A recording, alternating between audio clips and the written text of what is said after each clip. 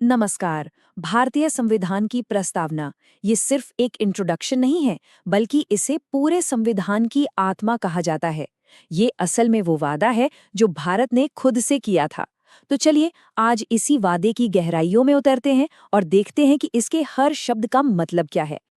शुरुआत होती है इन्हीं 3 शक्तिशाली शब्दों से। और यकीन मानिए, ये सिर्फ शब्द नहीं है, ये हमारे पूरे लोकतंत्र की असली बुनियाद हैं।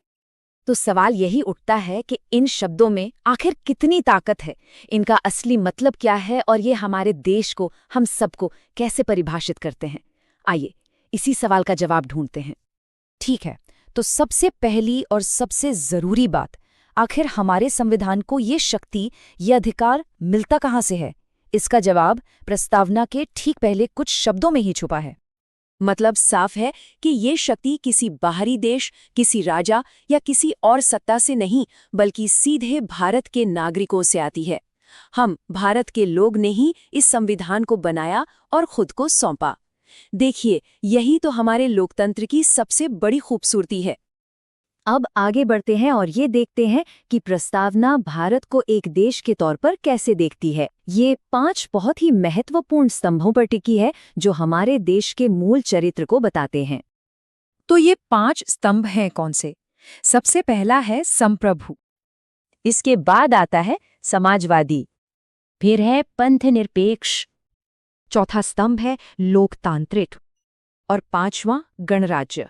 अब ये सिर्फ 5 शब्द नहीं हैं, ये वो आईना है जिसमें भारत की पूरी तस्वीर दिखती है, उसकी पहचान दिखती है। तो चलिए एक एक करके इनका मतलब समझते हैं। संप्रभु, इसका सीधा सा मतलब है कि हम अपने फैसले लेने के लिए पूरी तरह आज़ाद हैं। समाजवादी का लक्ष्य है समाज में आर्थिक और सामाजिक बराबरी लाना। पंथनिरपेक्ष, यानी सरकार के लिए कोई भी धर्म बड़ा या छोटा नहीं है, सब बराबर हैं। लोकतांत्रिक, यानी यहाँ जनता का राज है, सरकार जनता ही चुनती है। और गणराज्य का मतलब है कि हमारे देश का सबसे बड़ा पद, यानी राष्ट्रपति का पद, किसी एक परिवार की जागीर नहीं है, वो भी चुनाव से ही तय होता है। तो ये तो हुई हमारे देश के चरित्र की बात। लेकिन प्रस्तावना सिर्फ यही नहीं रुकती, वो इससे भी आगे जाकर हर भारतीय नागरिक से कुछ बहुत बड़े और बहुत जरूरी वादे करती है। ये वो 4 महान लक्ष्य हैं जिन्हें हमारा संविधान पाना चाहता है। हर किसी के लिए न्याय, सोचने और बोलने की स्वतंत्रता, दर्जे और अवसर की समता और हम सबके बीच भाईचारा यानी बंधुता। तो आइए इनमें से पहले 2 वादों को, यानी न्याय और स्वतंत्रता को थोड़ा और करीब से देखते हैं। देखिए, जब हम न्याय की बात करते हैं तो ये सिर्फ कोर्ट कचहरी वाला न्याय नहीं है, ये कहीं ज्यादा बड़ा है। सामाजिक न्याय का मतलब है कि किसी के भी साथ जाति, धर्म या लिंग के आधार पर कोई भेदभाव नहीं होगा। आर्थिक न्याय का मकसद है अमीर और गरीब के बीच की खाई को कम करना। और राजनीतिक न्याय ये पक्का करता है कि हर नागरिक को वोट देने का और चुनाव में हिस्सा लेने का बराबर का हक मिले। और ठीक इसी तरह स्वतंत्रता या लिबर्टी भी कोई छोटा मोटा कॉन्सेप्ट नहीं है।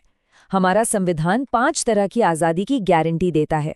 कुछ भी सोचने की, अपनी बात खुलकर रखने की, किसी भी विचार में विश्वास रखने की, किसी भी धर्म को मानने की और उसकी पूजा करने की। ये सारी आज़ादियां किसी भी इंसान के विकास के लिए बहुत जरूरी हैं। अब आते हैं आखिरी 2 वादों पर, जो समाज को एक साथ जोड़ने और हर इंसान को सम्मान देने पर जोर देते हैं। समता और बंधुता। यहाँ समता यानी इक्वालिटी के 2 बहुत ही दिलचस्प पहलू बताए गए हैं। पहला है प्रतिष्ठा की समता, जिसका मतलब है कि कानून की नज़र में सब बराबर हैं, चाहे कोई अमीर हो या गरीब, बड़ा हो या छोटा। और दूसरा है अवसर की समता, यानी हर किसी को आगे बढ़ने का, तरक्की करने का बराबर मौका मिलना चाहिए। और आखिर में आता है बंधुता, फ्रेटर्निटी। ये वो सामाजिक गोंद है जो भारत जैसे इतने विविध देश को एक साथ जोड़कर रखता है। इसका मकसद है हम सब में भाईचारे की एक ऐसी भावना जगाना जो हर व्यक्ति के सम्मान की रक्षा करे और साथ ही देश की एकता और अखंडता को भी मजबूत बनाए। अब हम प्रस्तावना के बिल्कुल आखिरी हिस्से पर पहुंच गए हैं। ये वो पल है जब इस महान वादे को, इस संकल्प को औपचारिक रूप से अपनाया गया था। वो पल जब भारत के लोगों ने खुद को इन महान आदर्शों के लिए समर्पित कर दिया।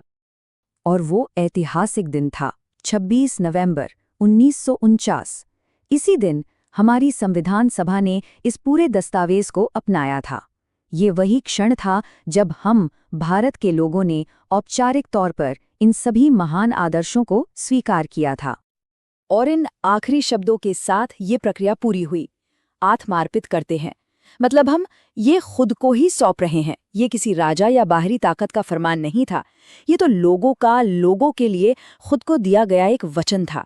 और यही बात इसे इतना शक्तिशाली बनाती है। तो आखिर में सवाल यही बचता है, संविधान की ये आत्मा, ये महान वादा आज हमारे लिए, आज के भारत के लिए कितना सार्थक है? ये एक ऐसा सवाल है जिस पर हम सभी को सोचना चाहिए।